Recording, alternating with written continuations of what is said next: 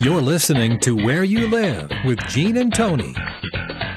Welcome back to Where You Live with Gene and Tony. It's great to have you with us. We're broadcasting from the Natural Green Lawn and Landscape Studios. We're brought to you by Extreme Exteriors and American Family Insurance, the Kim Bennett Agency.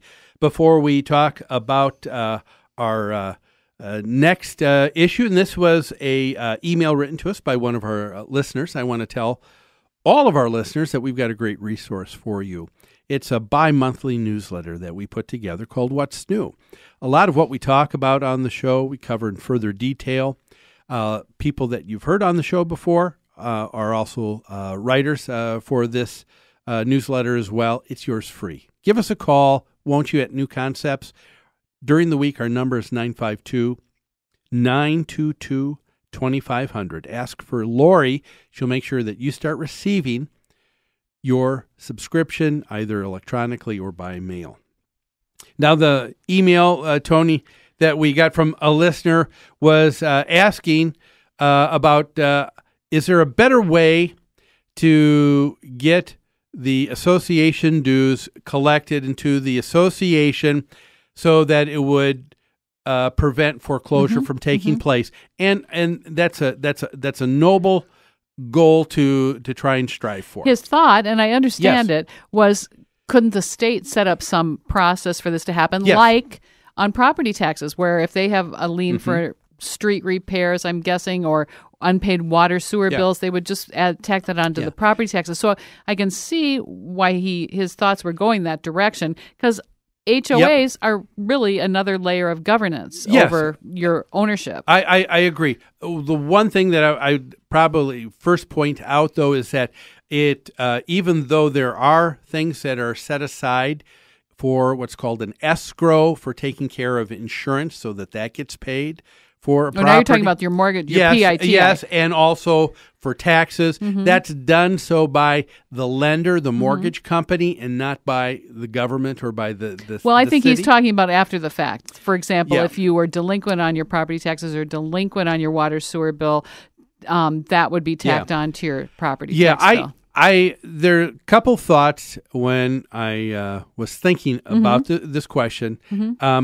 Why I would not like it. Number one is I don't want the government to get involved with paying the homeowner's assessment. Let me just give an example. I don't think that government is necessarily set up to be the most efficient. So you're saying the government shouldn't be the one collecting the assessment? No. Because they also should not be the one paying it to the association. Let's take a look for an example at things that the government does run. Okay. Now, prior to the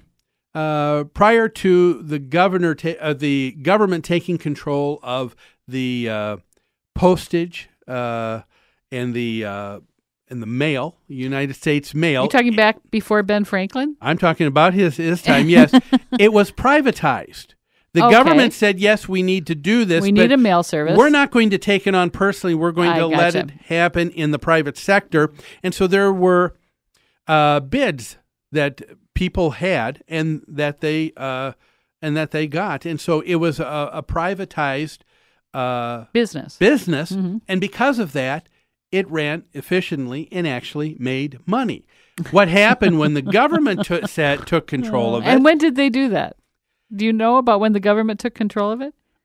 No, I don't know the answer to that. I shouldn't have asked a question I didn't know the answer to. But we know that they have. Yeah. And for years and years, they have run nothing but a deficit. So much so that they were looking at this last year, and I think by the end of 2013, they will have a quarter of all mail stations, post offices closed because they can't afford to keep them open. They can't sustain it.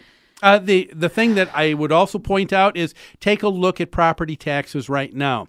We have, I don't like the fact that we have a city mayor that will put together a budget and say to the members of its city and citizens and says, this is the money we're going to need to tax from your property to run city government. But to what they will try and do then is they also lobby at the state legislature and to get money to be given to them as a city. And when they don't get money from the state, then they turn to their citizens and say, see, this is why we have to raise taxes. Cut these services. That's because we're not getting anything from the state.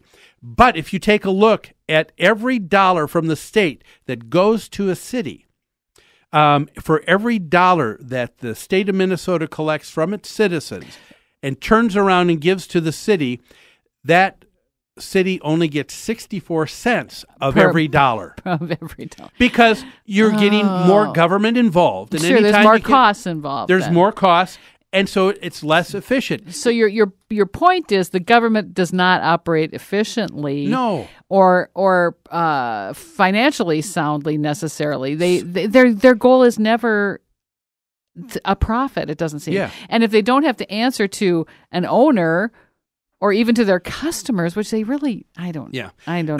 So it's not an efficient use. I think you'd find that there'd be a lot more you'd have to give for your association assessment. It would cost more. It would cost more just for them to handle that aspect.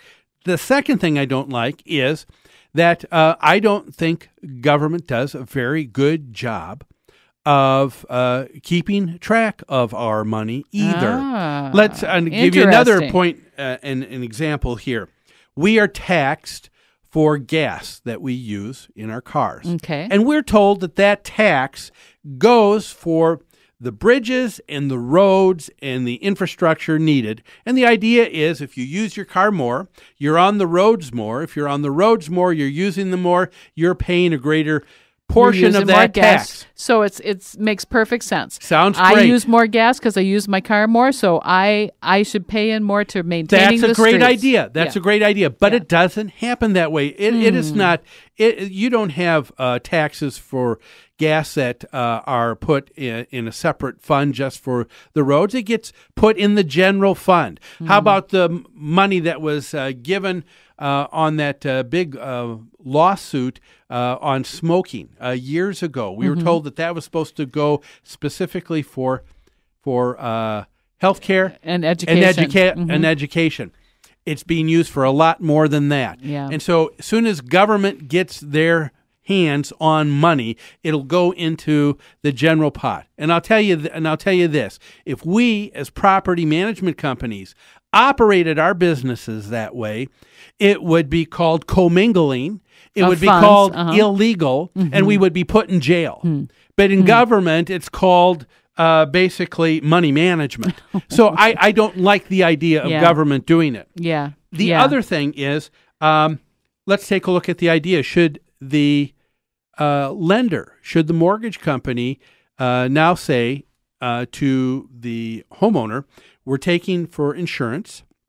We're escrowing. We're escrowing for that. We're escrowing for taxes. We will now also escrow for the association dues. Could that happen? It very well could be. The reason that got set up to begin with is because the lender said, hey, look, if we're giving you a big chunk of money to begin with, we want to just make sure that you're taking care of your obligation. And so until you have at least 20% of equity in your home or greater, we don't think you've got enough skin in the game, so we want to make sure that this is done. And so if you want money from us, the prerequisite is you have to agree to allow us to escrow.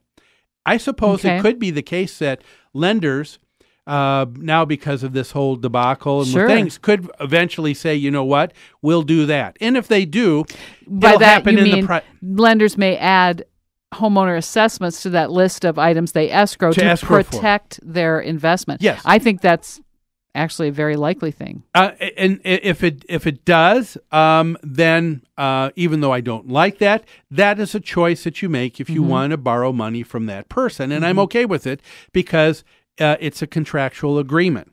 I don't know that if you ask most homeowners if this is something they want, most will say no. And I guess I say that there's another part of home ownership that I find troubling, and that is homeowners who may not feel enough responsibility to be able to set the money aside that they need. Now, I'm not saying that our person writing in is that way at all. He's trying to say, wouldn't this be he's trying to come up with a solution to a problem. And that could be a solution that will be instigated by the lenders. But if you talk to most people, I think they would say, you know what, I'd like to have control of my money and set it aside. As much as possible, yeah. And so the thing really to do would be to encourage people to set up ACH, right? Having things automatically debited. That helps. And so, but those are my thoughts anyway. Okay, all right.